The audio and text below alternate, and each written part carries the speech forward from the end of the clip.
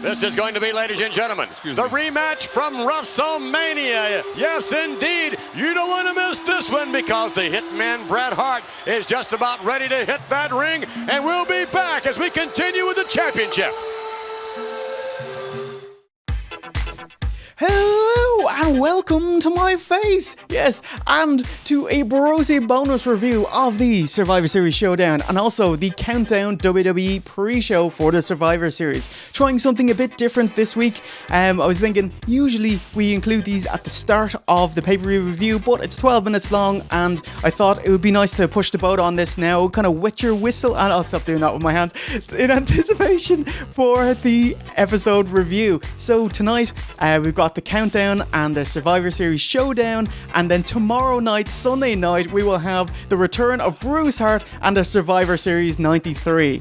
Actually, want to have you, if it's cool, the page review will be OSW 83. Thought, oh, it's a great review. Got some really nice feedback from it. Got a retrospective, spent ages making it, and I don't want to get lost, and I really want to be eligible for a Golden Nogger, so that's OSW 83. So enjoy this quickie review of the Survivor Series Showdown and Countdown special, and I will see you tomorrow night for the Survivor Series 93. So let's get to it!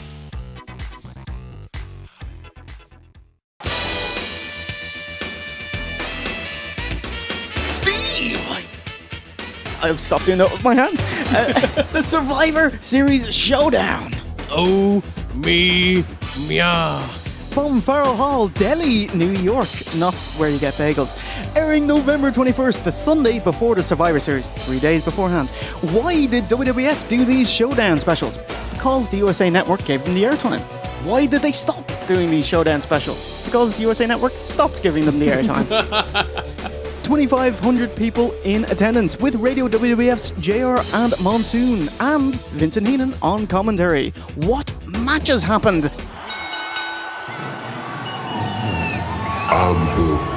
Booger. Doink versus Bastion Booger. Ooh.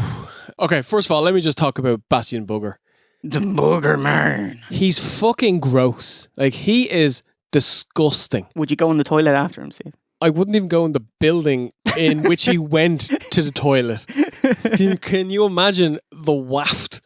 So, Booger, who is just gross, comes out with his pizza, and it's just incessant slagging by commentary, like he's so gross, he's fat, he's sweaty, he's smelly, no one wants to work with him. Right, that last one's a shoot. It's wrong. It's what?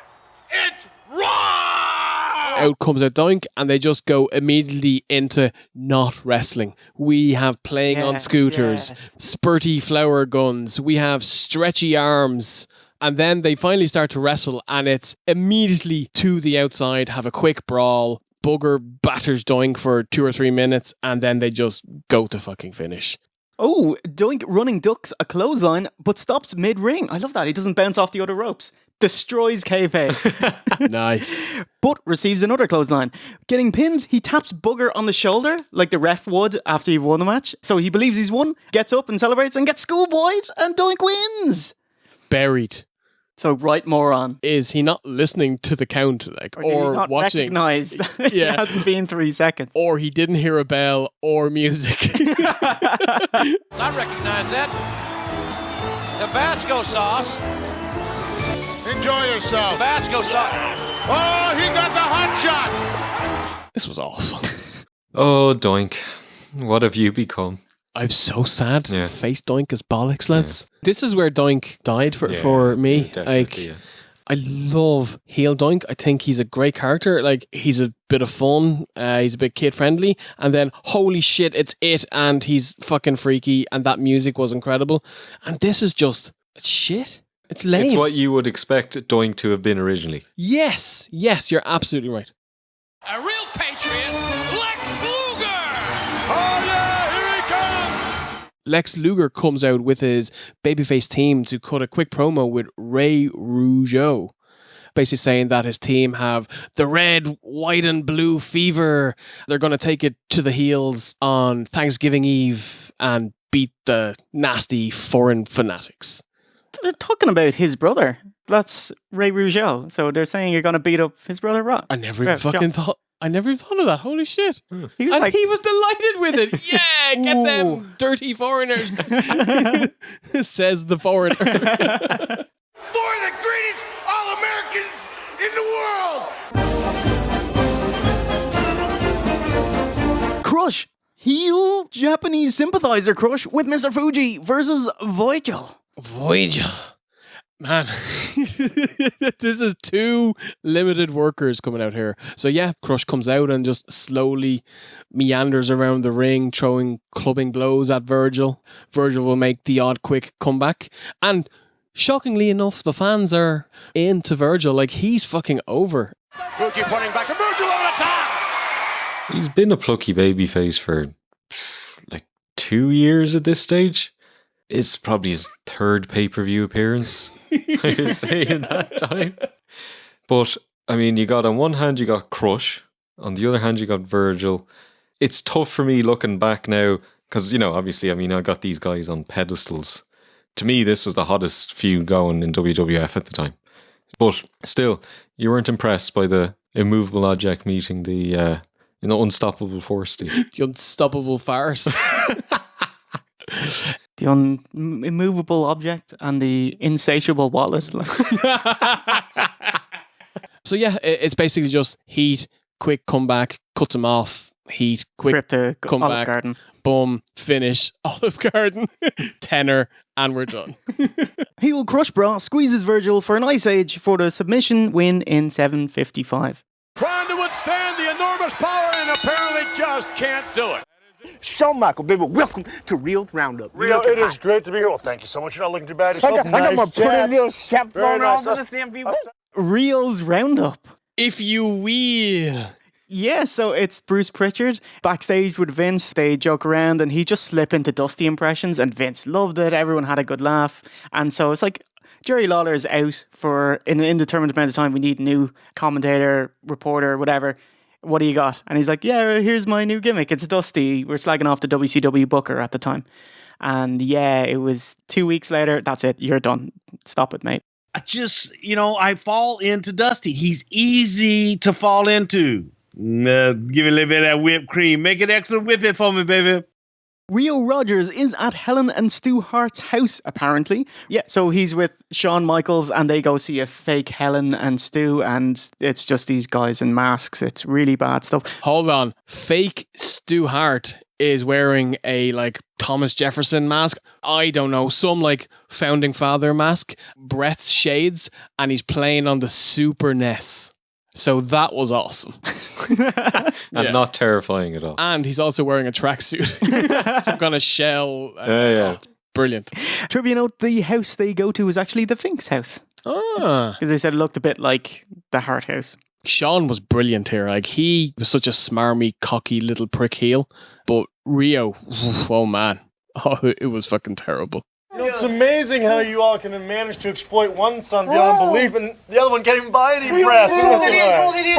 Marty Jannetty takes on Irwin Orshyster. So IRS is still coming out to the ring, cutting this. All you tax cheats are not giving me enough money, blah, blah, blah. And he's been doing it for ages, and it's still over. It's amazing. The marks are still biting for it every week. It's fucking brilliant. You tax cheats better be real thankful that IRS isn't coming to your house for an audit. Oh, my. Oh, what a close one. Oh, Jannetty's in trouble. IRS hits Party Marty with a flying clothesline from the mat. Just as he jobbed out 1, 2, 3 at SummerSlam, he does to Marty after 12:36. And in the main event, Bret Hart faces the WWF champion Yokozuna, putting his belt on the line. How is it? So, geez, you get a title match at the pre-show, basically, and not at the big show. Yeah. Ridiculous. These two lads got off to a fucking flying start. They were running and looking awesome. One of them was running. And then 20 seconds later, Yoko had to go to the outside and literally lean on the steps for about 90 seconds. He was bollocksed. And then the match fell off a cliff. So if he was beef, would he be lean meat? So sorry, Hans. Success, you know. Oh! To the outside. Yokozuna will do anything. No! Oh, he's biting his ear from WrestleMania. Bret Hart. Oh, no. Yokozuna! No! He's going for it. He's going for the sharpshooter. Yes, I did. Here comes Owen Hart for the celebration. Yokozuna is placed in the sharpshooter, but Fuji hits him with his wash bucket, which is a great foreign object. I love it. Owen can't be having that, so he hits Yoko with it, which the ref sees, handing Yoko the DQ win and retaining his title. Owen, that was your fault. You fucked over Bret in that one, mate. Just, remember that. It shows you how dumb the Hearts are. What do you think? I went in thinking this is just a fucking house show that they put on TV, and that's basically what it was. And they'd set up a couple of things for the show coming up on Wednesday, so, it was grand. Excellent. Well, 92 minutes. It's on the WWE Network, so you can check it out. Give it a whirl. That sounds awful. It sounds really bad, actually. It sounds nothing. It's not nothing. great. Yeah. Survivor Series rat. Come on, Bobby. Get down. Get down.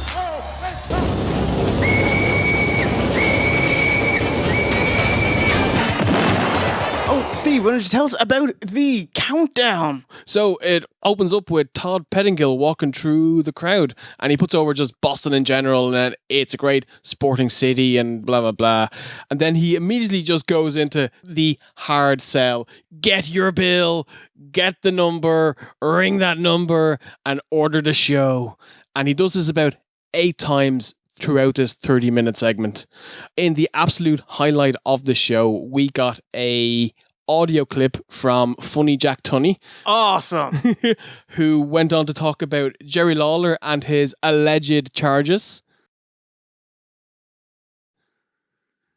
I was shocked. I was beyond shocked. I'll have you know, she was asking for it.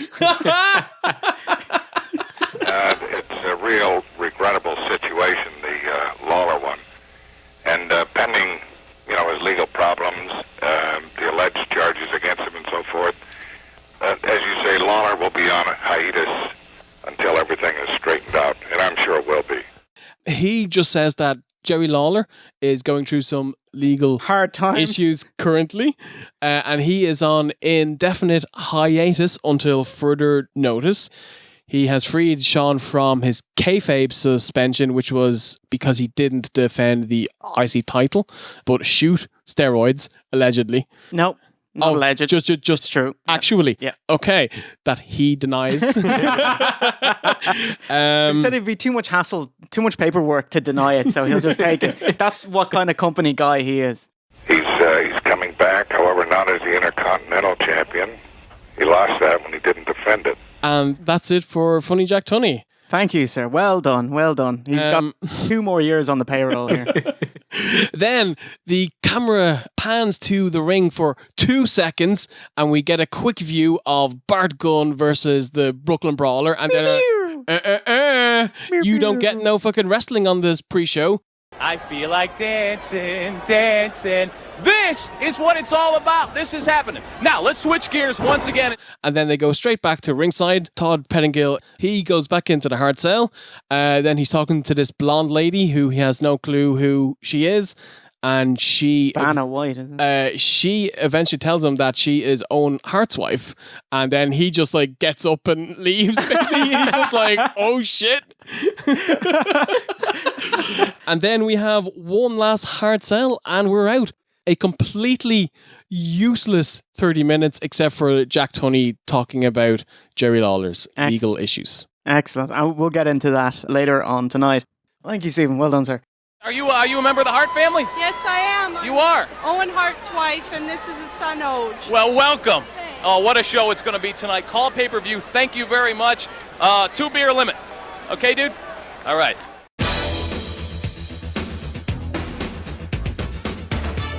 Cheers, everyone. Great review, mate. Really appreciate it. So that is it for the Survivor Series Showdown and the Countdown review. So see you tomorrow night for the return of Bruce Hart. Move over, Bret, buddy. It's gonna be emotional. See you tomorrow night for the Survivor Series 93 episode. And remember, a winner is you.